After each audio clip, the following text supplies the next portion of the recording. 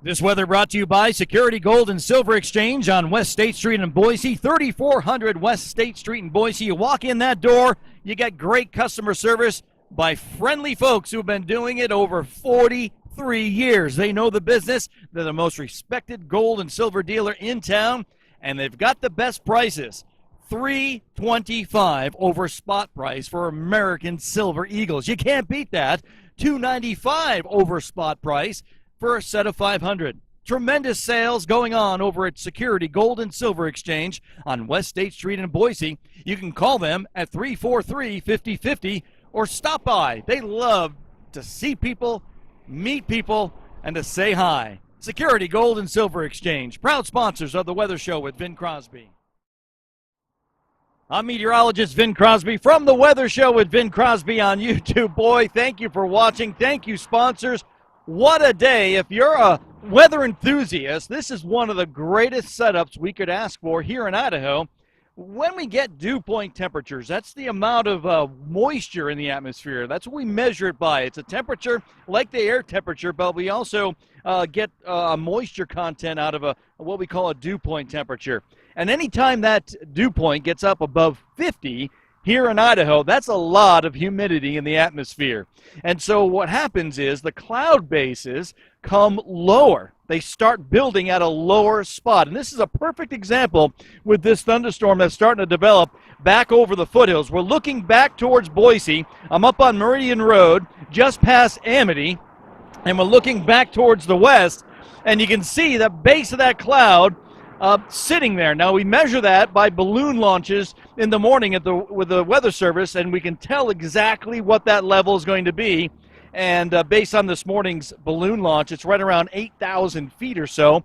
And so maybe a little bit higher than that because you can see the tops of Bogus Basin right there. That's coming up around 7,000 feet. So, yeah, we're up around, say, 8,000, maybe up to 9,000 feet at the base of those clouds. And then with the daytime heating, we get that cumulus action. The air starts flowing in as the storm kind of develops over there in the foothills. We get some forcing up the mountains to push that cloud base a little higher in the atmosphere.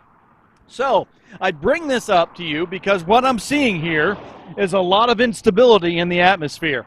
There's a lot, and it just needs a little bit of a catalyst or a kick, if you will, to push the thunderstorms higher in the atmosphere and give us some thunderstorm activity. The other thing that we measure is the amount of water in the atmosphere, and that if a storm forms, how much rain will fall. And we call that precipitable water. And right now the precipitable water is over an inch based on the balloon launch this morning. So if a thunderstorm forms and we get a good downpour, a lot of water could fall in a short amount of time, and that's why the flash flood watches have been issued down to the southwest in Hawaii County. I do think we stand a chance to see some thunderstorms pop here as we go through the overnight hours. What I'm going to do right now is I'm going to come over and I'm going to turn the camera back to the southwest, and that is showing this dark gray area back here to the south that you can't see right now. So let me do a little moving here with the camera. Let's see, this way. And so we're going to go down to the south and see how the sky gets a little grayer right through there. Let me back it away too.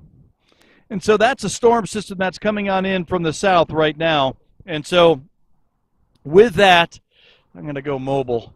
So we're looking pretty much going south down Meridian Road. You can see this dark veil, if you will, kind of expanding from thunderstorms down to the south. The good cirrus clouds there showing a good outflow. And so we're going to see this eventually kind of send some energy into the atmosphere.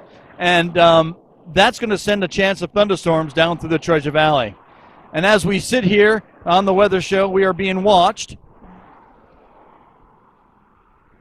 by a live audience. Oh, there he goes. I scared him. He knew he was on camera. So right on cue, he started flying, coming right overhead. Posing for the camera. I wonder if he's going to get something to eat here. Nope, he's flying low over the field. These birds love these hot thermals here this time of the year. Apologize for the shoddy camera work. Cool.